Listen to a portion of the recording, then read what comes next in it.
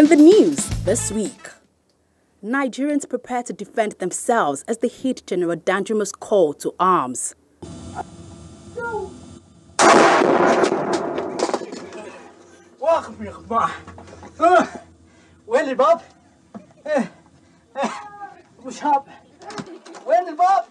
As monkeys successfully displace residents of Bagada community in Lagos, the new local government chairman makes first public appearance.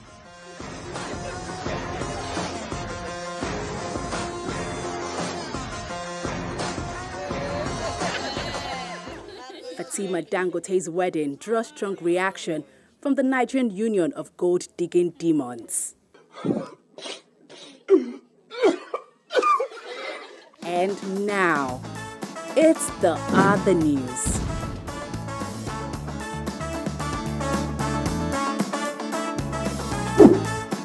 And here's your host, Okey Bakassi.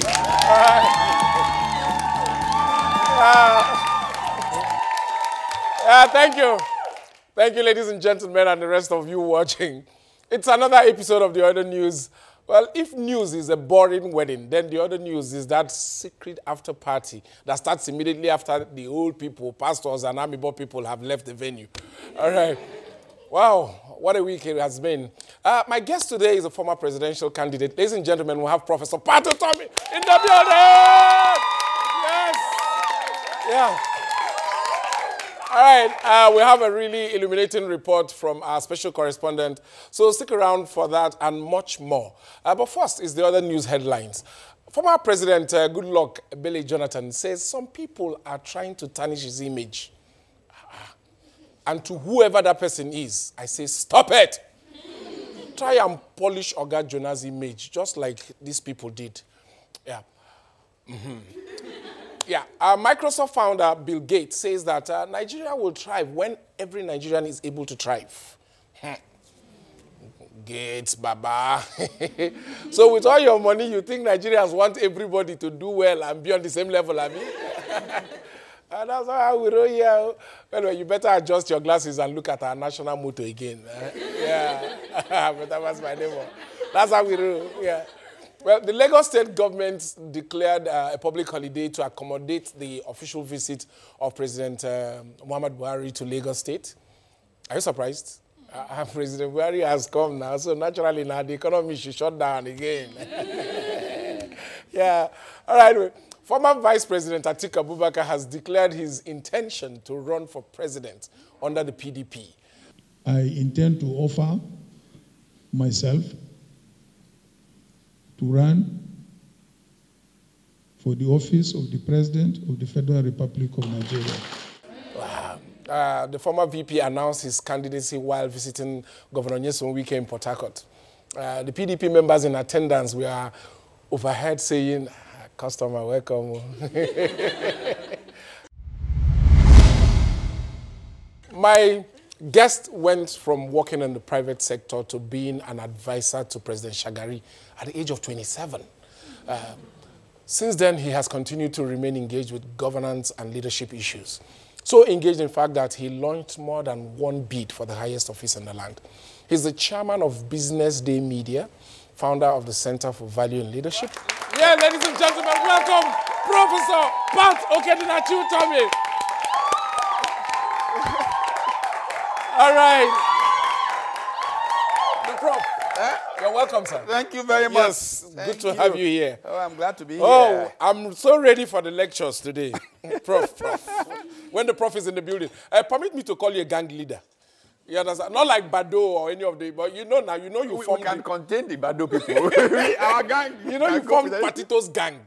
And for those of you who were too young to know about Patito's gang, please help us throw more light. What was Patito's gang about? Patito's gang was about citizen engagement in public conversation about how their country should be ordered. Okay. You know, when I first came back from the States about 1982, you know, there used to be a lot of go-slow in Lagos. There were, most of the guys used to live in Aguda in those days, inside Aguda. I was very fortunate. I lived on Eric Moore Close. Can you imagine? Prime place. Prime, very prime. So all those guys like Olisa Bakoba, I hope they don't mind, who lived in Aguda, when they're coming home in the evening, They will stop in my place and pull their jacket. And then wait to wait for the go-slow to clear. And we would... and so a gang was born? Yes. So we will be discussing Nigeria and its wahalas. Okay. Recently, you're behind Nigerian intervention movement. It's a new thing you're setting up now. What is Nigerian intervention movement about? Well, I'm never behind anything. I'm always around things. Okay, around. Okay. I think Better. Okay, you are around Nigerian intervention movement now. What is it about? What's this movement about? Well, you see, it's a return to something that we've dealt with a few times in our past. The biggest challenge for many people is that the Nigerian public space essentially excludes people who can really make Nigeria make progress. Because the people look at the way politics is run in Nigeria and they say, let's leave it alone. It's dirty, it's problematic. And we find ourselves going around in circles. Nigeria has not made the kind of progress it should make. And so a group of people began to think, what's the way to make sure that citizens engage? People come into the public space, not enough. These people, and many people are getting fed up with the way things are running. So let's have a movement that tries to bring everybody who can add value to see the political process as having consequence for their lives and getting involved. So that process has led to this movement that's supposed to get people to be involved, to engage with the political parties. Okay, so it's a movement. It's not a political party. No. It's not a political party. It's not a platform that you can run for office on. Not that I know of today. Okay. You can go from it into any other party and affect it. But if the parties don't work, then you are at liberty to come back and say, okay, let's go down this track and create something new. But what is critical is that you engage. Look, politics is too important, as they say, to be left to politicians. Exactly. And now that, in fact, too important to be left to few people. Yeah, absolutely. Few politicians. Because you're credited with saying that in the past 51 years, less than 60 people have been holding the rest of us hostage, and that we have not really had an election. Please throw more light. You see, I go to South Africa about every 8 weeks. I serve on a couple of boards of companies from out of South Africa. And South Africans have a way of getting wound up about state capture. State capture. I say state capture. You guys know the meaning of state capture? Come to Nigeria and I'll show you a state that was long captured. Wow. You see what has happened in Nigeria? And I once said that, look, for the last 50 years, between a couple of people, they decide... Yeah, less than 60. Less than 60. When I said it, some very powerful person, and you know, who should be one of them, called me and said, oh boy, can't you do arithmetic? I said, what? He said, 60? That's too many. They're less than 15. Wow. Is that bad? Imagine, 15 people since our independence deciding the fate of the rest of us. Since 1966, really. And it's true. It is. They go, they come back, they go again, they come back again. What is gotten... How do they get us to, you know, fall in line and just behave like puppets? I think a number of things have happened. First of all, when they entered the space, they cornered the Commonwealth, and so they had resources. And because oil created a lazy elite that always looks for rent-seeking opportunity, and is not creating wealth, well, everybody somehow could toast to them so they can get a chance to survive, to buy a private jet, to, and all of that. So they use it basically to manipulate people. But it's gotten worse, in my view, since 1999, because the cult boys from the university got into politics. Because many people said, politics, wahala. And the space was there. And the original politicians from the 60s didn't quite come back because they were not sure the military was going to go away. So the cult boys moved in. So with a sprinkling of Yahoo boys. Same brother. So when Yahoo and cult jam champion of capture, chicken, and they now form their own gang. Your gang. And since then, the rest of us, all we do is complain on social media, and they've been the ones running things. But it's not sustainable, unfortunately. Yeah. So where do we go? Since it's not sustainable, how do we get out of these shackles or the bondage that we find ourselves? How do we move forward? We have to all become involved. If we don't, it's a story. It might be too long for TV. Keep these stories, please. Don't even blink. You see how interesting is beginning to get here. So don't even go away. We'll take a break and we'll come back. Wow.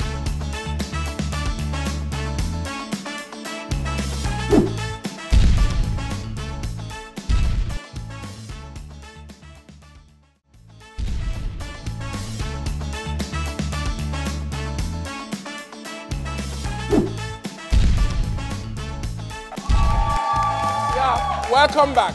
It's still the other news, and I hope you've been taking notes because class is still in session with the always engaging Prof, here with me. All right, Prof, we were having this interesting conversation before I took that break. Let me leave Nigeria a little and come to Delta State. You're a man with a wealth of experience, and that is in no doubt. Now you're eyeing the governorship stool in Delta State. With my eye or my nose? All of them. All your senses now are targeted at Delta State.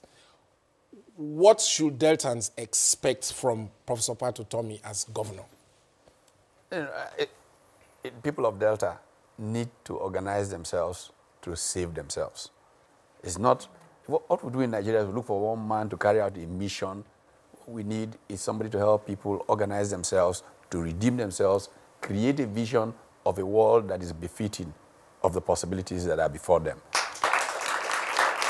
What kind of intervention can be done in the northern part of the country so that, some of these things will be addressed and we can begin to speak as one Nigeria? You see, it is a shame because all of these things that are happening were completely predictable. They gave notice. Leadership failure prevented us from seeing that these things would happen. And this comes from the politics of Nigeria where you give intellect a bad name. In Nigeria we say, my grandma will go chop this. The only reason human beings have made progress is that intellect has helped think of tomorrow. But the politics of Nigeria has deliberately tried to trivialize intellect. And in that process, we've prevented Nigeria from being a thinking culture. So Nigeria is not making progress. We're just going around in circles and coming back to where we started from. Most times we accuse people in the academia of knowing all the problems and not bringing solutions. So solution, sir. How do we... Simple. It's economic. Like bullet points, how do we solve? Economic. Yeah, okay. Education, education, education. We must essentially begin to take our people's immediate problems and create solutions. Women, the kinds of challenges women face in our society where they suffer this undue being the burden. If you educate a woman, you educate a community. So deal with the issues of women. We've got to move. They say there's no money for infrastructure. Today, most of the infrastructure that is put in place comes from private capital from outside of the environment. So it's not only when you get from FAC account, imagination in putting in place the infrastructure that can help people Job grow. creation. That's leading us to job creation. Then, in terms of economic strategy, every part of Nigeria has endowments. We must take those endowments and create the conditions that will enable us build growth out of those endowments. Yeah, I go as far as saying even central bank should be decentralized. Because when the central bank in the Northeast focuses on certain endowments and how to drive the value chains of that, you will get the kinds of growth. At the same time, a different kind of focus for central bank in the Southwest. To the young ones who are from Delta State who will be casting their vote in 2019, why would any one of them go vote for Pat Utomi? Go and vote for your progress. Don't vote for anybody. Look at somebody who has thought through what will make your life better. Don't let anybody give you 500 naira or 1,000 naira and you vote. Unfortunately, the Nigerian political class, as is today, has a vested interest in the poverty of the Nigerian people. Because the poorer the people are, the easier they can take advantage of them. Wow. And so we need a revolution in the country of people just rising and saying, see, enough is enough. Enough is enough. We can't continue like this. We won't take this. How will my child not be the way I am? That's what you must be saying to them. Thank you very much, Prof. Thank you so very much. It's been nice talking to you. I'm sure we'll do this again sometime. All right, to other matters now. They say pride comes before a fall. And after a fall, people will tell you, oh. Yeah. The People's Democratic Party once bestrode the landscape like a colossus, winning almost every election by hook or with the help of crooks, allegedly.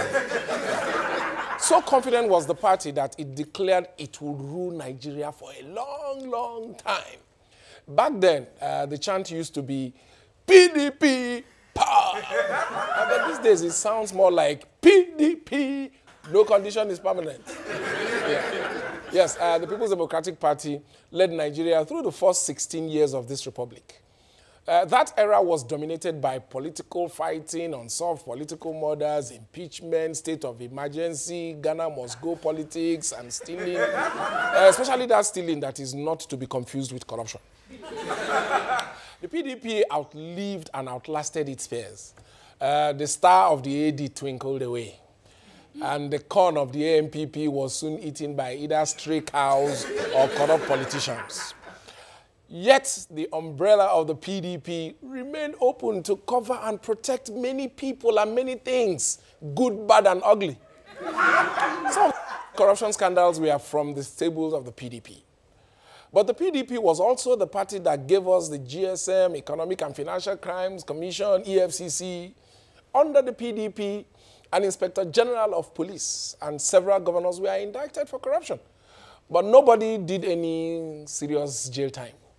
A former governor was convicted of allegedly embezzling more than 4.4 billion naira, but was only required to refund about 3.5 million naira without going to jail.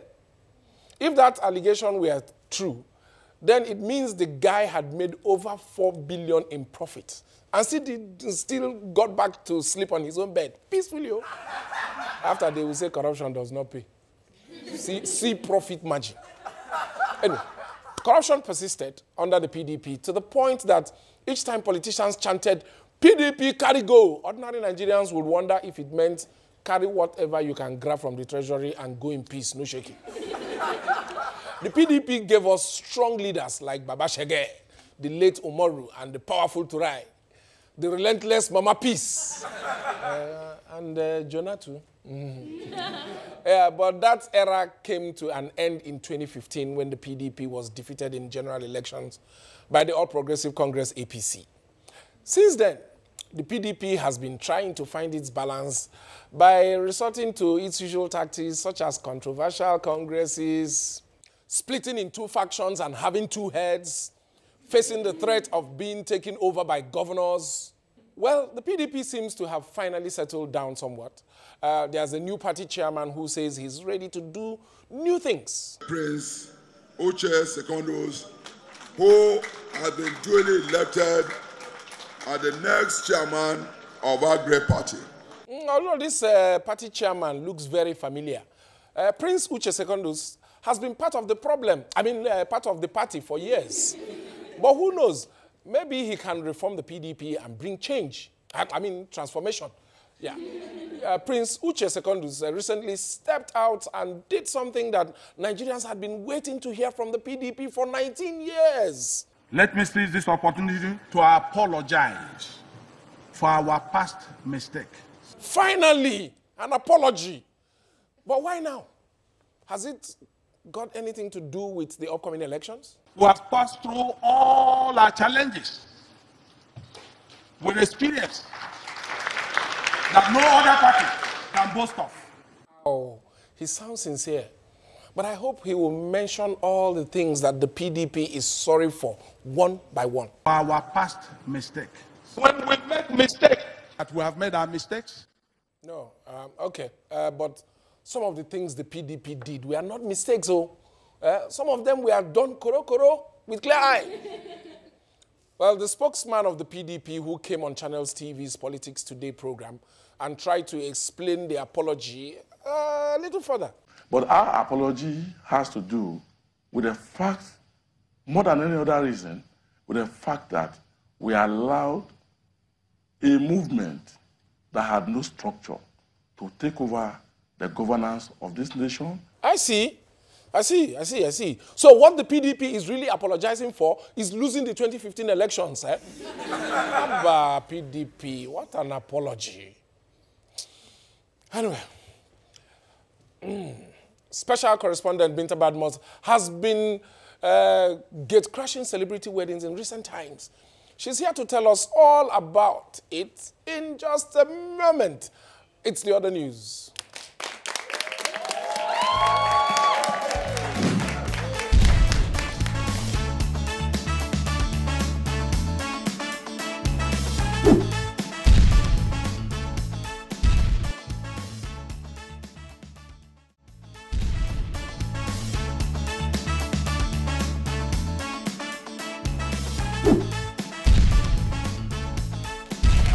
You are watching the other news.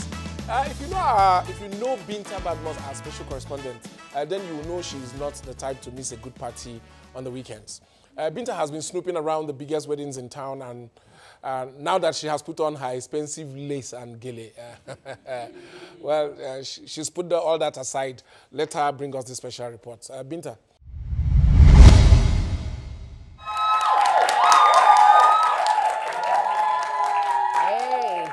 It is a season of political marriages in Nigeria, and that gets me so excited. Now, don't you just love it when children of the rich try to impress us with their lavish recession-proof and sometimes treasury-funded weddings? You don't. It's giving you bad belly. Sorry. Anyways, the guest list at these weddings are the A of Nigeria. People with plenty money, powerful connections, and sometimes very thick EFCC files. But you know what? Unlike ordinary Nigerian weddings, the wedding of the high and the mighty are oftentimes strategic. Almost strategic as that of Lukman in Ajegunle, who decided to seduce and marry his landlord's daughter, Yemisi, all in a bid to see Baba Yemisi cancel his 3-year rent. That's a story for another day. But if you need classic examples of such beautiful weddings, take for instance the Ganduje Ajimobi Union, the Dabiri Amosun Bond, and even the Buhari Indimi Nikai. Meh, that is money speaking. But you know what? My favorite type of elitist marriage is that combines two essential commodities. Talk of money and power. And a fine example is last week's Famil 2018. The bride's father is Africa's richest person, Aliko Dangote. That is money. And the groom's father, former IGP Mohammed Diko Abubakar. Now that is power. Put the two together, and you have a couple that can stone you with their money, pour Dangote salt into your injury, and then lock you up. Case closed. So, ordinary people, you need to learn from the rich. How can you come and carry your problem and add them to mine all in the name of marriage? As a matter of fact, at this stage, I don't need to entertain some calls. I need some serious, connections. Well, it's easy. All I need to do is follow the rules. A copper must not marry a copper. Them go born mumu. Also, a public school teacher must not marry a fellow public school teacher because their result sheet will be screaming red, red, red. That is no salary plus no salary. My dear people, if you must get married, find someone who can balance your problems, compliment them, and also appreciate your numerous imperfections. Because as they say, marriage is spelled O-Y-O, and it's also a long thing. If you like, you can take my advice. But while you decide on that, let me find myself which governor's son I can marry. At least, I look the girl, don't I? Over to you, okay? Yeah, that's Binta Bhadmus, always full of wisdom. Well, that's the other news for this week. It's been a thrill bringing you the program today. You can find all previous episodes on our social media platforms. Like, follow, and subscribe to the Other News CTV on Twitter, Facebook, Instagram, YouTube, and any of the other social media platforms, in case I didn't mention any one of them. Want to be part of our live audience? No wala. Just call the numbers on your screen. People say that when a woman does not love you, she calls you brother. Yes, I can't wait to see you again next week. My name is Okey. Don't call me brother. Yeah, thank you.